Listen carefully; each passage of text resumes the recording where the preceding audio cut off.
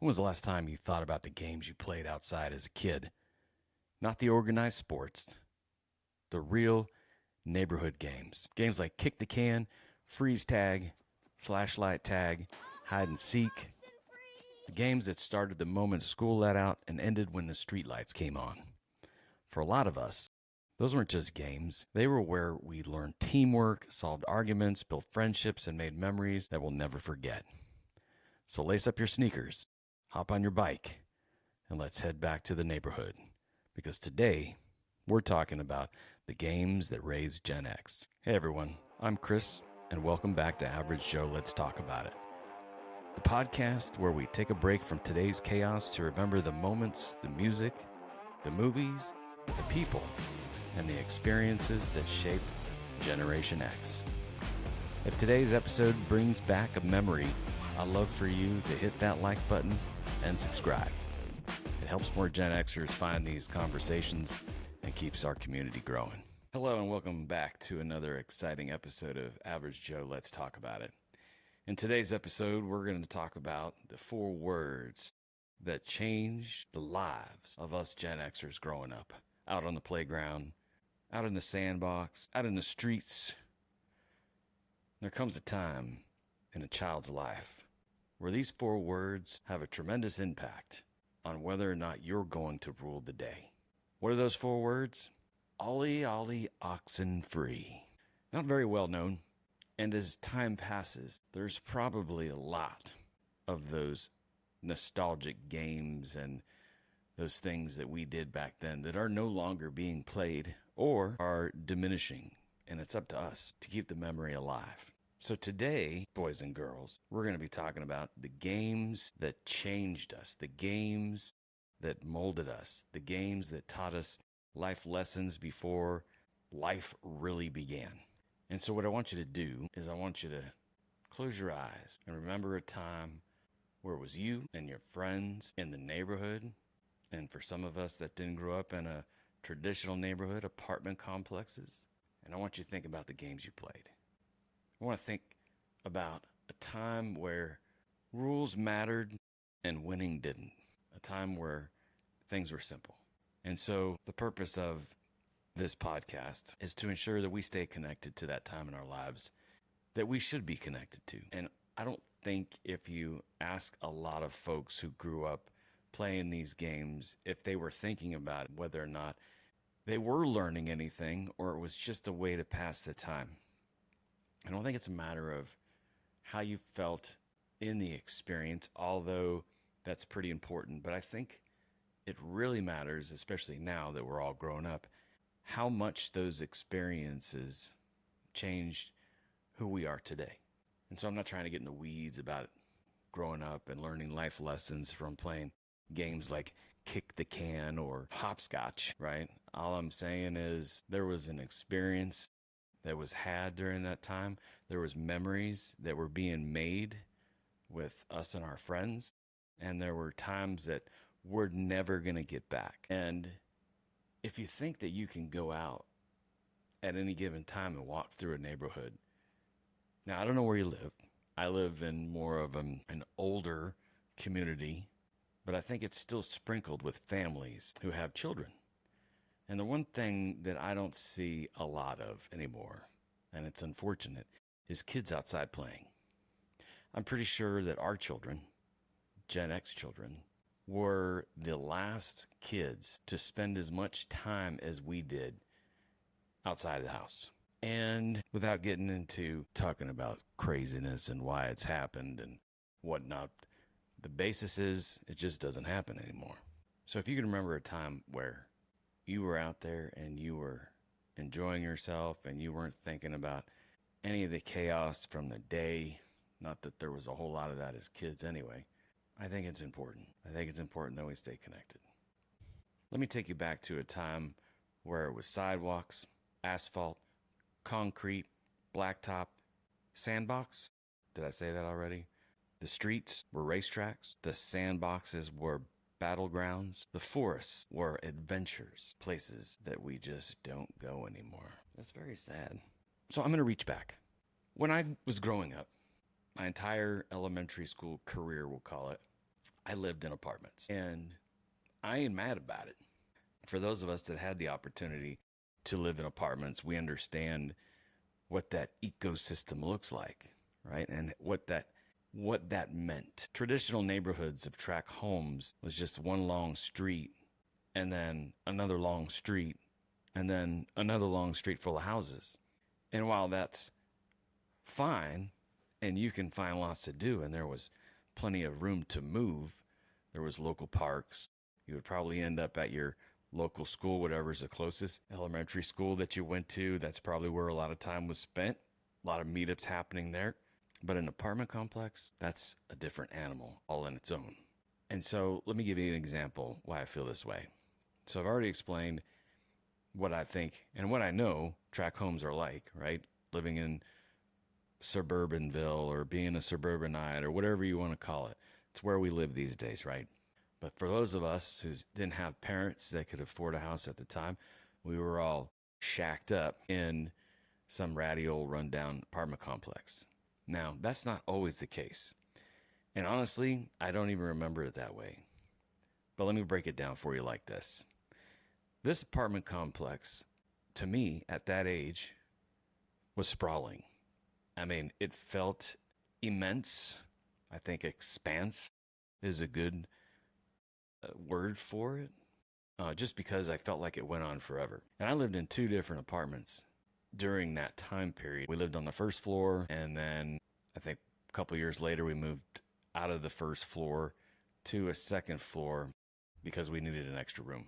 But the way that this apartment complex was situated was that the ground floor wasn't actually the first floor for the apartments.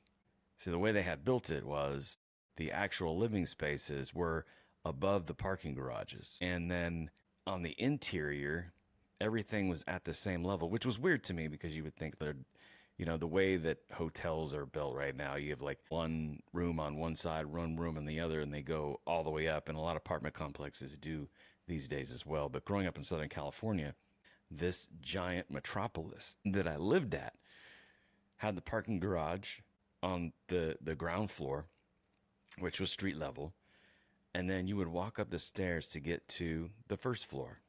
Now that was the main floor, and that's where you could go run about to other sections of the apartment complex. And it went for a mile each direction, I felt like. And so then the third level, which is actually the second residential space, was another upstairs climb to get to your apartment if you lived in the 200s.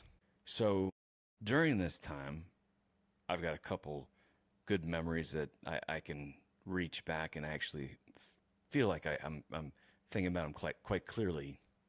And so the first one is there was a central quad area that was smack dab in the middle of the apartment complex, like I'm sure they have today.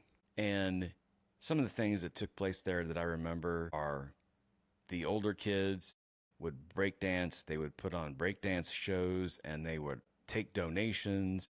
They went through the whole process of having this whole talent show in the middle, including, mostly it was break dancers, and they had snacks, and it was a big thing. It wasn't even a community center. It was just outdoors in between the laundromat and the sandbox. And so that area was always the area that all the kids would meet to play those outdoor games. And I got to tell you, the way that apartment complexes were built and designed, the layouts of how to get from point A to point B, if you're looking for your friends on the other side of the apartment complex, it was a maze. And it was amazing because you could get lost in there. It didn't matter how long you had lived there. It felt like it was pretty easy to get lost. And that was part of the plan. That was part of what made it so great. So this central quad area was where the outdoor games took place, right? So hopscotch, kick the can, foursquare, dodgeball. I mean, the area was big enough where we were playing baseball with a tennis ball and we were playing kickball. But the number one game that we played the most, and give me a shout in the comments if it was your favorite as well, was kick the can. Nothing quite played the way that Kick the Can did. I mean, it's one of those games where I think you feel like it didn't matter if you were it or not, because both sides of that situation, you were having a good time. It wasn't like, oh, no, I'm it again. No, because it was that fun, right? Coffee can, fill it with rocks, spare change, probably not because you need that for the ice cream man. But either way, you're putting some shit in a coffee can, a milk jug, a 2-liter bottle that's empty. It didn't matter what it was. As long as you could kick it and it would go far enough to get that party started, and then you can come back and kick it again to free everybody up, that's what it was all about. And so, kick the can, a little bit of tag, a little bit of hide and seek, a little bit of everything. So not really a full contact sport or anything, but it could get that way because people are a little bit competitive. And the older you got, the more competitive you got.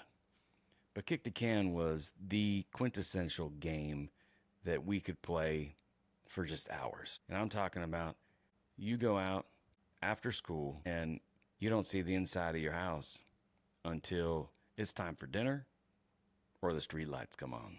And so let me ask you this. What was the one game that you played the most in your neighborhood? So in this episode, we're going to be breaking down several different types of games. And we're going to be talking about what those games meant, maybe stirring a little bit of fun facts here and there. But in any case, here we go. If there was one thing that you remember being said to you before you walked out that door to go outside and play, what was it? That's right. It was be home before the streetlights come on. And now that we're in daylight savings time, you remember there was the loophole. And a lot of us grew up in a time where we didn't have the sun delay, we didn't have the sensors. So basically, all of the streetlights were on timers. And they would probably come on between 5 and 6 o'clock. And they wouldn't change it just because of daylight savings time. So the loophole wasn't, hey, come home before the streetlights come on. It was be home before dark. And I think you reach a certain age where your parents allowed that to happen. We didn't have a whole lot of Chester molesters out there back then. Even though they were there, we just didn't know about them. Ignorance is bliss, right? So we were able to stay out as late as 9 o'clock if the sun was still up, right? Well, before that, it was always, I want you to check in every hour. Oh, what a pain in the ass that was. But you get to a certain age and you level up. And there was no more of that. Now it's just be home before dark, get out of our hair. And so we did. And in some cases, we may not even come home till dinner. School would let out. First thing we would do is bust ass home, get on our outside clothes. Remember, you had play clothes and school clothes. What a waste of money that was. No wonder we were buying shit from Kmart. Our parents weren't smart enough to understand, hey, why don't we just buy them some decent clothes and they can wear them outside and they can wear them to school and we don't have to do twice as many loads of laundry and pay twice as much money just because we want our kids to keep their school clothes clean. What kind of ass backwards shit was that? Anyway, I digress. So first we're going to talk about the neighborhoods were the playground. So like the apartment complex, there was plenty of places to hide. One of my all-time favorites besides Kick the Can was Ditch 'em. And it's just like it sounds if you've never played it before. You basically got one person, that's it. And when you've got a space that large to hide in and you don't create boundaries, which for whatever reason we never did, people be hiding for an hour before saying, hey man, what's going on? And we've already turned the game over like 2 or 3 times. I think we did finally get to a point where it's like, listen, you can't go any further than here, and that's going to be the boundary space when you play hide and seek, ditch 'em. I guess now or before my kids got older, it was manhunt. So all kind of the same thing, right? You want to stay away from the it person as long as possible. But, these days we got ADD. It's leveled up to ADHD and people don't know how to just sit still. So I wonder, is hide and go seek actually even still happening? Do our kids have enough attention span, or do the kids these days that are that age playing those games, if they're playing them at all, Do they have the kind of patience that it took that we had to have when we played them? I highly doubt it. But we did. And games would last until the sun would go down. So you'd leave school, bust ass home, change out of your clothes, jump back on your bike, your skateboard, the Nike Express, and you walk your ass around until you find some people. That's one of the great things about neighborhoods and having an area where all the kids know each other. Basically, you don't even have to find anybody. You're pretty good at entertaining yourself. More than likely, you're going to find a couple kids. You might find up to 20 kids. You might find one kid. But the fact of the matter is, we were able to play any of these games, entertain ourselves, keep ourselves busy, get some exercise, stay active, and stay out of the house for hours. And so that's how it would go. And a fun fact is, between the 60s and the 80s, they actually built residential tract homes with cul-de-sacs and small parks and areas like that with safety and children in mind. They were specifically designed so we would have a safe place to stay. Don't quote me on that. I did read it somewhere. It doesn't mean it's fact. But if it is, it makes sense. So then you have the outdoor Olympics. And if we're talking about elementary school, we're talking about the games like kickball. The three top highly physical games that we used to play during recess was Red Rover, dodgeball, and kickball. And all three of those were about steamrolling people. I'm pretty sure we were at the backstop because that would make the most sense for kickball. Not for dodgeball, maybe. I think we played dodgeball within like the racquetball courts, or we call them the handball courts. One team was over on one side against the wall while the other team was shooting missiles out these little stinky rubber balls. You know what it is. You can probably smell this picture meme. And then there was Red Rover. But I got to tell you, just for the sheer fact that you're able to knock people down, run into people, get physical like that, and peg people with a hard-ass rubber ball going 35 miles an hour, good times. And kickball was no different for me than dodgeball, except that, you pepper in like baseball rules. If you remember, the one good thing about kickball that you can't do in baseball is when you throw out a runner, you can literally throw the ball at them. And boy, was that ever fun. So now you got a little bit of dodgeball mixed with a little bit of kickball. And then the creators of South Park create basketball. I don't know. The rules kind of run together, but the memories don't. And I remember those top three brutally violent at times games were probably the funnest to play at school.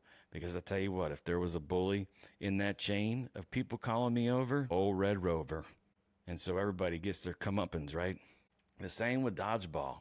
There's going to be some vengeance to be had. Somebody's pissed at somebody else, and they're going to get theirs. It doesn't matter. And you can always tell who is gunning for somebody. That's why you got to have patience. You wait for the right time, and then you strike. Sweep the leg, baby. And then there were the summer games. So if you did live in a residential area, I'm sure if you had a couple hoses out there connected to the side of the house and your parents weren't pissed you were wasting water, you're probably shooting each other with the garden hose and having garden hose wars. And squirt guns and water balloons for us folks that didn't really have a faucet to plug a personal hose into because you're in an apartment complex. You don't get a chance to run over sprinklers because the sprinklers are on a timer and it's a community thing. So nobody's getting up at 3 o'clock in the morning to go run through the sprinklers. Now, if you could find the maintenance manager or somebody in an apartment complex that was kind enough to hook an extra hose up and you brought them one of them revolving sprinklers, they would allow you to do it. But it was few and far between. It's not like living in a house, though, because you could be out in your front yard, backyard, it didn't matter. Plug in a hose, a sprinkler, you go all day long, and not to mention a slip and slide. Slip and slides don't necessarily work on the sidewalk. I'm just here to tell you from experience. And so squirt guns and water balloons were the best. Because if you couple some of them games and the water balloons and the squirt guns together that we were playing, like tag, hide and seek, and and kick the can, you're running around armed with a water pistol. It just makes it 10 times better. So some of us, speaking of summer games, had creeks, washes for those of us that lived in the desert. Although I will tell you, I never got into a wash because most of the time they were dry anyway. I mean, it's just basically a dry riverbed, dry creek bed. But I'm telling you something right now. I've watched people get rescued out of them washes after a monsoon. So I tried to stay my ass out of there when I saw some rain clouds coming in because it don't rain too often in Arizona the way most people consider rain. No, sir. So, in my experience, don't be a dumbass and go try to tube in a wash during a monsoon. I didn't do it. I'm not trying to imply that I did. I'm just saying I seen some stupid people do it. But hey, it keeps the firemen and the rescue people in business, right? It's what do they call that? Job security. Good grief. So then you had the sidewalk games, the street games. So hopscotch. Hopscotch was one of those games that I think we'd like to believe is gender neutral, but as a kid, as a boy, growing up, I was like, nah, but I did. You know, here's the thing, right? So did you actually get involved and play hopscotch, or were you just walking past the drawing of the hopscotch on the sidewalk and you can't walk past it without doing a little hoppity hop, right? Okay, maybe I played hopscotch a couple times. I don't know. Don't judge. But a lot of the creative folks were able to draw some amazing things in chalk on the street, on the sidewalk. I didn't have that kind of artistic ability, but creativity was definitely something that I think we had when we were growing up. Another game that was pretty key in growing up was Foursquare. I think we all remember Foursquare. Everybody wanted to be the king of the mountain.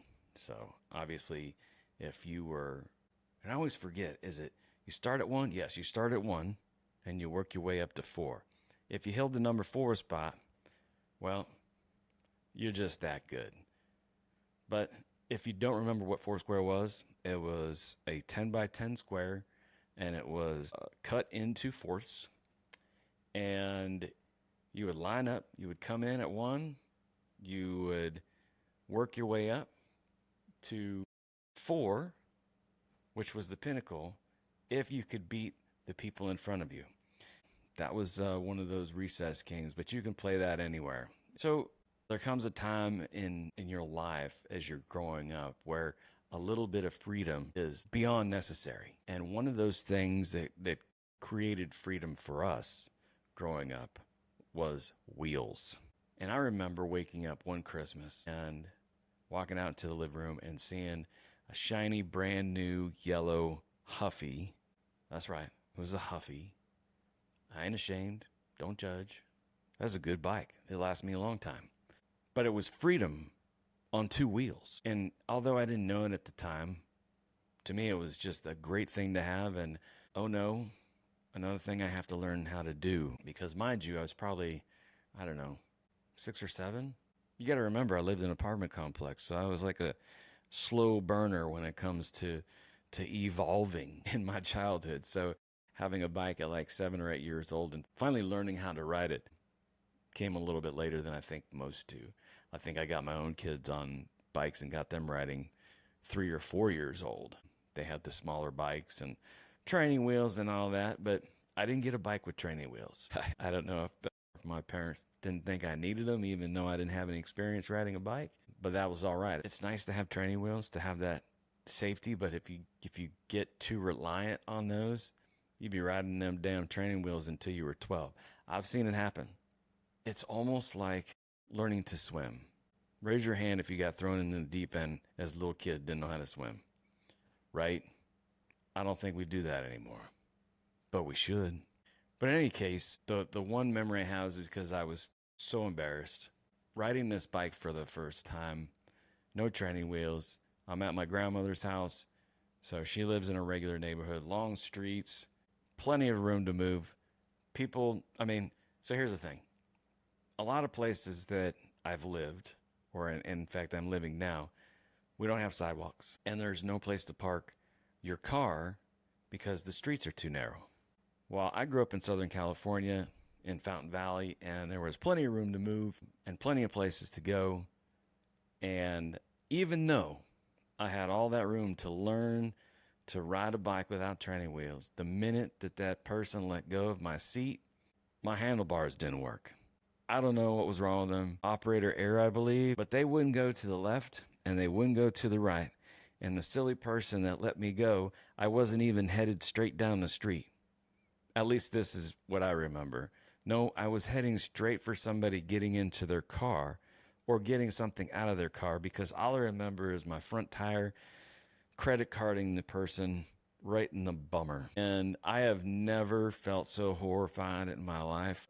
It wouldn't have been so bad if the person was turned around and maybe I hit him in the leg, but the fact that my front tire went neatly in between his butt cheeks was, yeah, it was an experience that I will never forget. But it never happened again, because that was like throwing me into the pool without floaties in the deep end. You learn the hard lesson right away, and you don't allow yourself to do some shit like that again. So every time I got on that bike thereafter, number one, I was always pointed in the right direction. And number two, the handlebars started working again. So there's that. But more importantly, owning a bicycle was freedom. And it kind of implied that if your parents went and bought you a bicycle, they are assuming the same way that we did when we bought our kids vehicles or allowed them to get a license to drive ours, is that they were going to be going places that were out of sight. And not that us latchkey kids, it really mattered to our parents anyway at that time. But if they knew all the places that I had traveled on all the bikes that I'd ever owned while I was still a young boy, not even a teenager, I think they'd be appalled. And what I remember, especially in the summer, is riding up to the local theater as soon as it opened. You scrounge for change in the seat cushions at home, or you bum some money from your grandma, or maybe you got a cool ass friend that's, gonna pay for you, but you go watch a movie, start the day off that way, and you're there all day. Because what'd you do? You theater hopped. But the bicycle just didn't take me to go theater hopping. The bicycle took me to the YMCA. The bicycle took me to Miles Square Park, which is just like it sounds. I know I didn't say it backwards. It's just how it is a square mile, but they call it Miles Square Park. I don't know why. Anyway, ask the people in Fountain Valley. In any case, beaches. I lived straight down the road from Huntington Beach Boulevard. I could jump on that bus with my bike, take it the whole way, straight to the beach, all the way. And I mean, who could ask for anything better than that? But 99.9% of the time after I got a bike, yeah, my parents weren't totally sure about where I was at or what I was doing. And that's okay. I'm still here to talk about it today, so I must have been doing something right.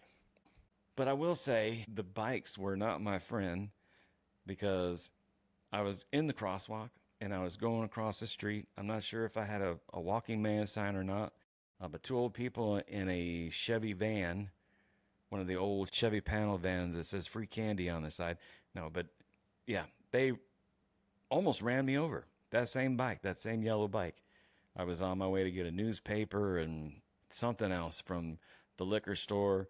And because I had a bike, they're like, here you go get our paper, go whatever it is, go get the milk.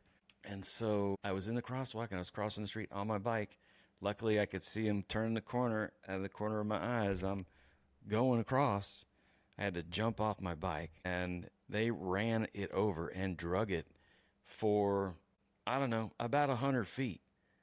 But all I can think about, and even now, is like, what if I was still on it? Man, see, so people drove like dicks even back then. Anyway, that's only one occasion. Another occasion was kind of my fault. I was coming out of a gas station, and I was leaving on my 10-speed, and I cut the corner instead of going to the curve and getting into the crosswalk. I cut across, and I was actually in the street, and I was probably almost to the median and not in the crosswalk yet when somebody who was making a left coming towards me from oncoming traffic ran into me as well. I, I just don't understand what people are looking at. I mean, sure, was it partially my fault? Of course it was. But you don't see the person on a bike. And I wasn't a little kid at this time. I think it was in eighth grade, seventh grade, eighth grade. But that's besides the point. All of it boils down to skateboards and bicycles were transportation for us, and they took us everywhere. Whether it be a BMX track, a skate park, it didn't matter. We were going to go somewhere and we were going to get some heads knocked. We were going to get some abrasions. We were going to get some cuts. We are going to get some road rash. And we were not in short supply of those things. Meanwhile, you come back, you meet at your local place where you're going to meet, like you do every single day. You're going to throw them bikes down because that's an indicator for your other friends that are looking for you where you're going to be. Maybe you're in someone's house. Maybe you're in the backyard. Maybe you're at the park. But no matter what, the laying down of the bikes and the cluster of them was always a good signal to let your friends know where you were at. You know, our generation, we didn't need equipment to have a good time. It was helpful. It made things funner. But I'm telling you right now, if you put a kid from our generation in a sandbox with another kid, they're going to figure out something to do. Whether it's making mud pies, making a mess, period, or carving out dirt tracks for your Matchbox cars, or your Evel Knievel. You're making whoop-de-doos and all these other ramps for your stompers. You're doing all those things. And speaking of ramps, going back to the BMX bikes, going back to skateboarding, well, I remember a time, and I still to this day have not dabbled in it again, and that's building a ramp.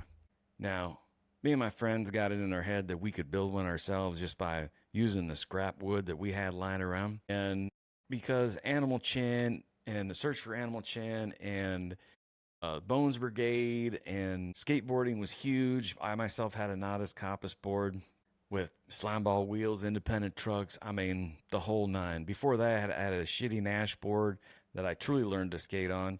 The thing weighed like 100 pounds. So when I got this actual competition style board of a well-known skateboarder, it was night and day.